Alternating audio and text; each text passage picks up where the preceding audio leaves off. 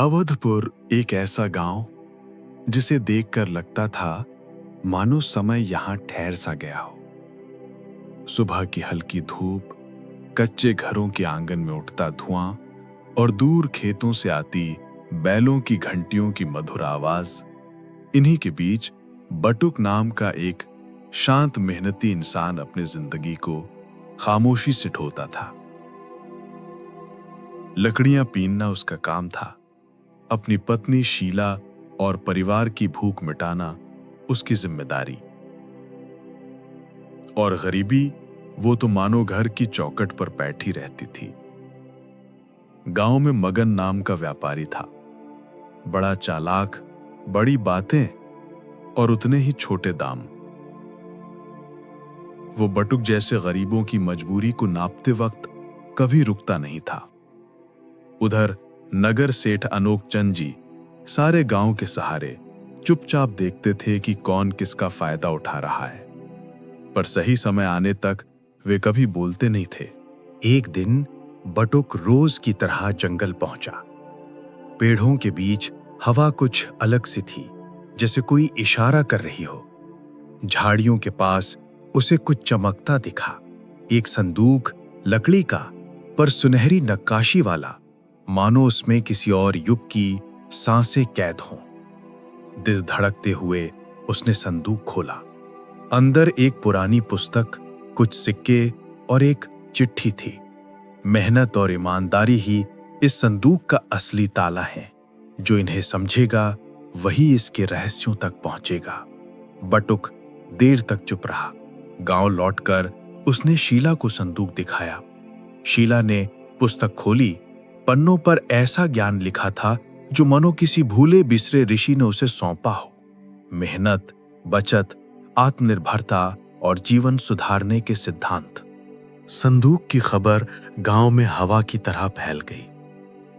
मगन ने सबसे पहले लालच दिखाया। संदूक बेच दो बटुक, इतना पैसा दूंगा कि जिंदगी सुधर जाएगी।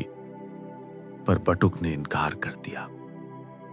उसे महसूस हुआ कि यह संदूक किसी वजह से उसके हिस्से आया है। मगन गुस्से से भर गया। उसने गांव में अफवाहें फैला दी। बटुक ने जंगल से खजाना चुराया है।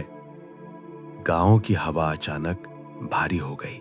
जब बात नगर सेठ अनोख चंद जी तक पहुंची, वे खुद बटुक के घर आए। बटुक ने सारी बात सच सच बता दी। सेठ जी ने शांत स्वर में कहा, बेटा, ये पुस्तक सिर्फ तुम्हें नहीं, पूरे गांव को बदल सकती है। अगर ज्ञान सबके साथ बांटोगे तो ईश्वर तुम्हें और भी देगा। यही वो पहला कदम था जिसने अवधपुर का भविष्य बदल दिया। पुस्तक में खेती के नए तरीके, जल बचत, फसल चक्र और व्यापार के सिद्धांत थे। बटुक ने सेठ जी के साथ मिलकर गांव वालों को बुलाया।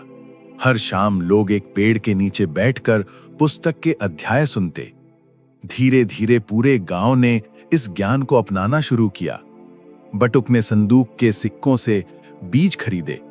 शीला ने घर में छोटे स्तर का व्यापार शुरू किया। गांव वालों ने मिलकर सामूहिक खेती का प्लान बनाया। पहली ही फसल ने सबको चौंका दिया। उपज दोगुनी हो गई। गांव की हालत सुधरने लगी और मगन, उसका व्यापार धीरे धीरे खत्म होने लगा, क्योंकि अब कोई उसकी मजबूरी का शिकार नहीं था। एक दिन संदूक को साफ करते हुए बटुक को नीचे एक छिपा हुआ कक्ष मिला। अंदर एक और चिट्ठी थी।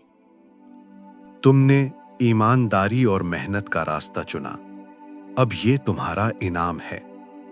साथ ही मिला एक नक्शा जो जंगल में छिपे एक प्राचीन जल स्रोत तक ले जाता था। जब उस जल स्रोत का उपयोग खेती में हुआ तो अवधपुर का हर खेत हरियाली से भर गया। अवधपुर बदल गया, एक मिसाल बनकर। और ये सब इसलिए हुआ क्योंकि एक साधारण गरीब लकड़हारा मेहनत, ईमानदारी और ज्ञान पर अडिग खड़ा रहा। लालच, चालाकी और शोषण की चालें कुछ दिनों तक चल सकती हैं, पर सच्चाई और एकजुटता अंत में जीत ही जाती है। बटुक का संदूक सिर्फ लकड़ी का नहीं था, वो विश्वास, ज्ञान और बदलाव का प्रतीक था।